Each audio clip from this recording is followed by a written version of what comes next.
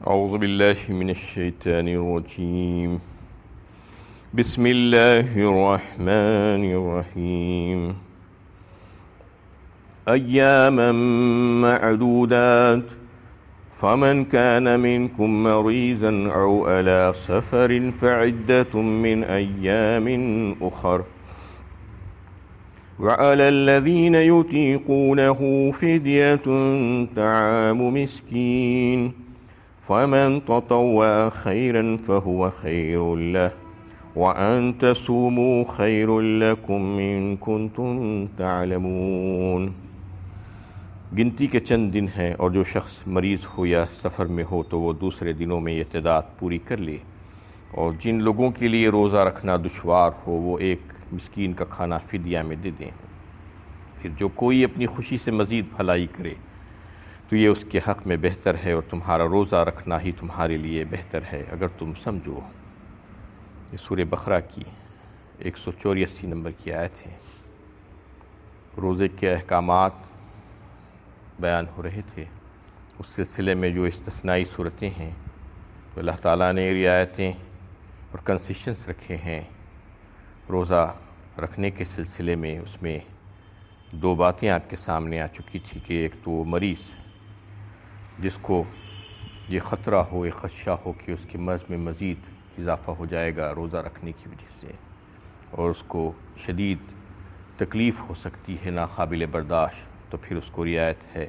اس کے ساتھ وہ مسافر جو سفر میں ہے اور جس کو سفر کی مشقتیں جھیلنا ہو تو اس کے لیے بھی اجازت دی گئی ہے کہ وہ بھی روزے کی قضا کر لے. یعنی جب سفر سے واپس آ جائے اور جو بیمار ہے وہ شفا یاب ہو جائے تو پھر اس کے بعد اپنے روزوں کی تکمیل کرے. اس کے ساتھ اور ایک رعایت کی بات ہو رہی ہے وَعَلَى الَّذِينَ يُطِيقُونَهُ. اس میں اس کے معنی بالکل بے غبار معنی اگر دیکھا جائے تو یہ ہے کہ طاقت رکھنے کے باوجود بھی اگرچہ کہ وہ مریض بھی نہیں ہے اور نہ ہی مسافر ہے کہ اس کی وہ دشواریاں ہیں، اس کو طاقت بھی ہے لیکن اس کے باوجود جی نہیں چاہتا، رکھنا دشوار ہو، تو پھر اس کے لیے بھی اللہ تعالیٰ نے یہ اجازت دے کر رکھی ہے، گنجائش رکھی ہے کہ وہ بھی روزے کے بدلے میں اپنا صدقہ فطر یعنی فدیہ جو ہے ادا کر دے، اس کے لیے صدقہ دے دے فدیے کے طور پر. یہ گنجائش اس کے لیے رکھی گئی تھی. تو کیا یہ گنجائش اب بھی برقرار ہے؟ یہ گنجائش اب نہیں ہے. یہ آیت، یہ حکم منسوخ ہو چکا ہے، صرف اس حد تک منسوخ ہو چکا ہے اس وجہ سے کہ یہ گنجائش ابتدائی دور میں رکھی گئی تھی. جب روزے کی فرضیت آئی تو اس وقت لوگوں کو اس کا عادی بنانا تھا، اور عادی بنانے کے سلسلے میں دیگر عبادات میں بھی اللہ تعالیٰ نے ایسے ہی نرمیاں رکھی تھی. اور جیسا کہ آپ اس سے پہلے بھی آپ کے سامنے یہ بات آ چکی ہے کہ جوا اور شراب وغیرہ کی حرمت کے بارے میں بھی بتدریج احکامات نازل کیے گئے تھے، آہستہ آہستہ اس کو حرام قرار دیا گیا تھا. ایسے ہی روزے کے بارے میں بھی جو ہے اللہ تعالیٰ نے جب حکم دیا تو اس کے ساتھ ساتھ یہ حکم بھی دے دیا کہ اگر کوئی جو ہے طاقت رکھتا ہے لیکن اس کے باوجود بھی اگر اس کا جی نہیں چاہتا ہے تو اس کو اجازت ہے، اس کے لیے رعایت ہے، گنجائش ہے کہ وہ اس کا فدیہ دے دے، بطور فدیہ جو ہے صدقہ ادا کر دے تو وہ ادا ہو جائے گا. یہ گنجائش اس وقت رکھی گئی تھی. لیکن اگلی آیت میں جو احکامات آ رہے ہیں وہ حکم سے یہ آیت کا یہ حصہ منسوخ ہو گیا ہے. فمن شہد منکم الشہر فلیصم کہا گیا اگلی آیت میں. جو کوئی اس ماہ کو پائے یعنی ماہ رمضان کو پائے، رمضان کی بات چل رہی تھی، ماہ رمضان کو پائے تو پھر چاہیے کہ وہ روزہ رکھے، اس کے لیے لازم ہے.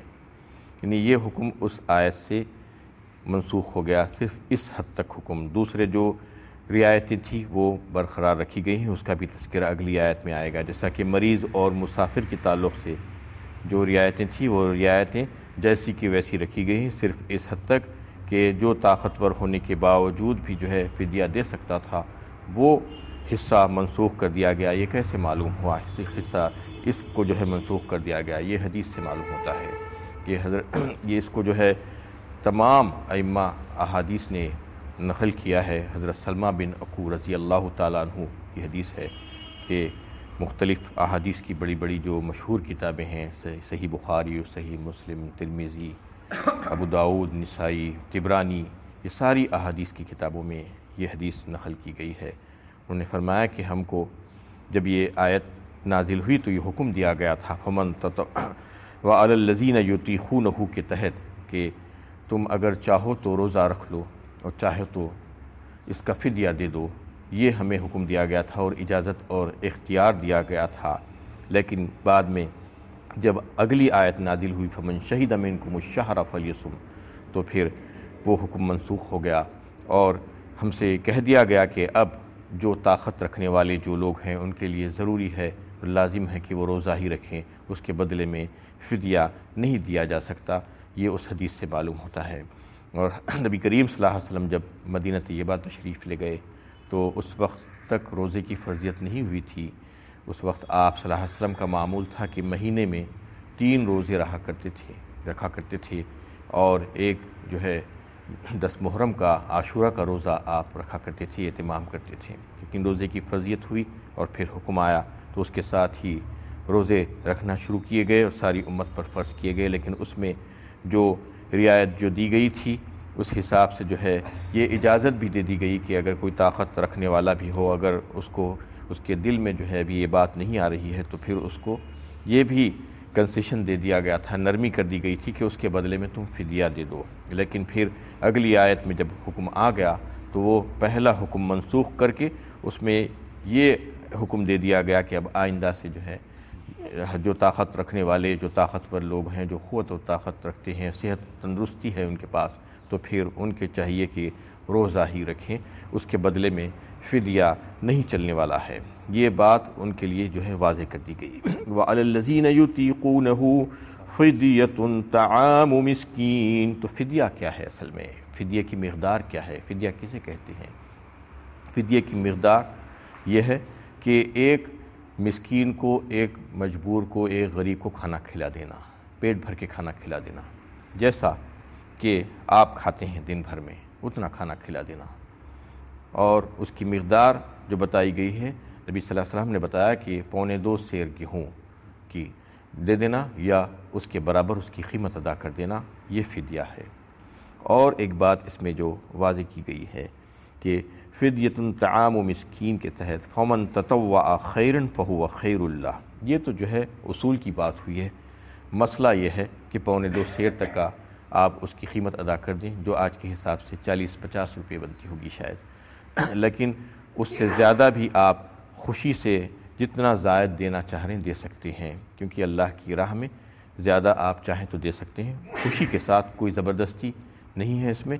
آپ چاہیں تو ایک فدیہ یا اس کے بدلے میں 2 بھی دے سکتے ہیں، یا اور زیادہ مسکینوں کو بھی کھانا کھلا سکتے ہیں، یا آپ کے اوپر اللہ تعالیٰ نے چھوڑ رکھا ہے۔ فمن تطوع خیرا فہو خیر اللہ کہہ کر بتا دیا گیا کہ صرف اتنا ہی نہیں اور زیادہ بھی، کیونکہ روزے کی قیمت نہیں ہو سکتی۔ روزہ کوئی نہیں رکھ رہا ہے کسی وجہ سے شرعی عذر کے تحت، تو بھی اگر اس کے پاس یہ سہولت ہو اور طاقت ہو تو پھر وہ ایک کے بدلے زیادہ کو بھی کھانا کھلا سکتا ہے، یہ اس کے لیے اختیار دے دیا گیا ہے۔ وَأَن تَصُومُوا خَيْرٌ لَكُمْ، اور جو ہے ایک بات بتائی گئی، یہ تو مسئلہ تھا مسئلے کے اعتبار سے، لیکن اس صورت میں بھی یہ بات تھی کہ اس کے بجائے تم اگر روزہ ہی رکھ لو تو زیادہ افضل ہے۔ افضلیت جو ہے ہمیشہ جو ہے اس پر عمل کرتے تھے صحابہ کرام، تو افضل بات یہ بتائی گئی کہ فدیہ بھی دے سکتے ہیں، اجازت تھی، چونکہ شروع میں عادت ڈالنے کے لیے یہ حکم دیا گیا تھا، لیکن پھر بھی اگر تم روزہ رکھ لو تو زیادہ بہتر ہے۔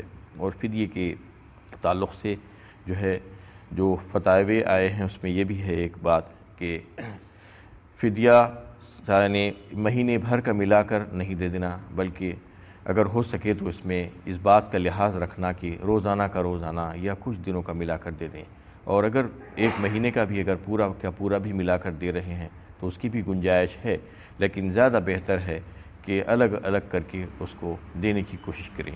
اور اس کے تعلق سے جو ہے یہ بات بھی ہے کہ فدیہ اگر کوئی نہیں دے سکتا ہے، اگر کس کے پاس گنجائش نہیں ہے تو وہ استغفار کرے، اللہ تعالیٰ سے معافی مانگے، اور یہ نیت رکھے کہ مجھے جس وقت بھی یعنی سہولت ہوگی میں اس کو ادا کرنے کی کوشش کروں گا۔ تو اس میں جو ہے اللہ تعالیٰ نے یہ بات واضح فرما دی کہ وَعَلَى الَّذِينَ يُطِيقُونَهُ فِدْيَةٌ طَعَامُ مِسْكِين۔ تو اس میں جو تبدیلیاں آئیں روزے کے حکم میں، تو ایک تبدیلی تو یہ آئی کہ پہلا حکم آنے کے بعد اس کے وَعَلَى الَّذِينَ يُطِيقُونَهُ جو تھا رعایت، وہ رعایت کو برخاست کیا گیا، منسوخ کیا گیا دوسرے حکم سے جو اگلی آیت میں آ رہا ہے فَمَنْ شَهِدَ مِنْكُمُ الشَّهْرَ فَلْيَصُمْ کہہ کر۔ اس کے بعد اور ایک حکم آیا، تیسری تبدیلی اس میں جو آئی کہ یہ حدیث جو ہے کئی ایک احادیث کی کتابوں میں موجود ہے، یہ حدیث بھی صحیح بخاری میں بھی ہے، صحیح مسلم میں بھی ہے، ابو داؤد میں بھی ہے۔ اس میں یہ بات بتائی گئی کہ شروع دور میں یہ تھا کہ روزہ افطار کرنے کے بعد، کھانا وغیرہ کھا لینے کے بعد جو کچھ بھی کرنا ہے کر لینا ہے، اپنی خواہشات وغیرہ پورا کرنا۔ اس کے بعد جب انسان جب سو جاتا تھا کوئی، تو سونے کے بعد پھر دوسرے دن کا روزہ اس کا شروع ہو جاتا تھا، یہ تصور ہوتا تھا۔ اس کے بعد اٹھ کر کھا پی نہیں سکتا تھا اور جنسی خواہش کی تکمیل نہیں کر سکتا تھا، اور اس کے لیے بڑی مشقت ہو رہی تھی صحابہ کرام کو، جو اگلی آیت میں دو آیتوں کے بعد، تقریباً ایک آیت کے بعد تفصیل سے یہ بات آ رہی ہے روزے ہی کے متعلق۔ تو اس میں یہ بات واضح کی گئی أُحِلَّ لَكُمْ لَيْلَةُ الصِّيَامِ الرَّفَثُ إِلَىٰ نِسَائِكُمْ۔ اس میں جو ہے انہیں اللہ تعالیٰ نے فرمایا کہ ہم نے حلال کر دیا ہے تمہارے لیے راتوں میں تمہاری بیویوں سے ملنا، اس حد تک بتایا گیا، اور احادیث میں اس کی تفصیل آئی ہے جو صحیح بخاری میں بھی ہے، صحیح مسلم میں بھی ہے۔ یہ ساری چیزیں اللہ تعالیٰ نے پھر سے حلال کر دی۔ یہ تبدیلی لائی کہ سو کر یعنی سو جانے کے بعد روزہ شروع نہیں ہوگا، بلکہ سو کر اٹھنے کے بعد بھی کھانے کی اجازت دی گئی، نہ صرف اجازت بلکہ سنت بتایا گیا ہے اس کو، نبی صلی اللہ علیہ وسلم کا طریقہ بتایا گیا ہے کہ سحر کرنا، سحری میں جو ہے کچھ نہ کچھ کھانا پینا۔ تو اس میں بھی جو ہے تبدیلی آئی، یہ آخری تبدیلی تھی روزے کے سلسلے کی۔ 3 تبدیلیاں آئیں، پہلے جو حکم دیا گیا تھا وہ، اس کے بعد پھر سے اس کو جو ہے یعنی جو فدیے کا حکم تھا اس کو تبدیل کیا گیا، اس کے بعد پھر یہ جو حکم تھا یہ حکم میں جو ہے نرمی کر دی گئی۔ تو یہ تمام تبدیلیاں جو ہے روزے کے سلسلے میں اللہ تعالیٰ نے ایک کے بعد ایک تدریجاً جو ہے نازل فرمائے۔ یہ ساری باتیں تفصیل کے ساتھ احادیث کے ذریعے سے ہی مل سکتی ہیں، اللہ کے نبی صلی اللہ علیہ وسلم کے ارشادات سے، کیونکہ اگر آپ قرآن کی اس آیت کو پڑھیں یا اگلی آیت کو پڑھیں تو آپ کو زیادہ بات معلوم نہیں ہو سکتی، سمجھ میں بات نہیں آ سکتی کہ آخر اللہ تعالیٰ کیا کہہ رہے ہیں اس میں، یہ کیا کیا سہولتیں تھیں، اور پھر اس کو منسوخ کیسا کیا گیا، کب کیا گیا، اس میں تو تفصیل نہیں آتی۔ یہ قانون کی کتاب ہے، نبی صلی اللہ علیہ وسلم اس کو واضح فرماتے تھے، اور ساری احادیث جیسا میں نے ابھی آپ کے سامنے اس کے ریفرنسز دیے ہیں، وہ احادیث میں جو ہے اس کے تعلق سے ساری تفصیل آپ کو مل جائے گی۔ وآخر دعوانا الحمد للہ رب العالمین۔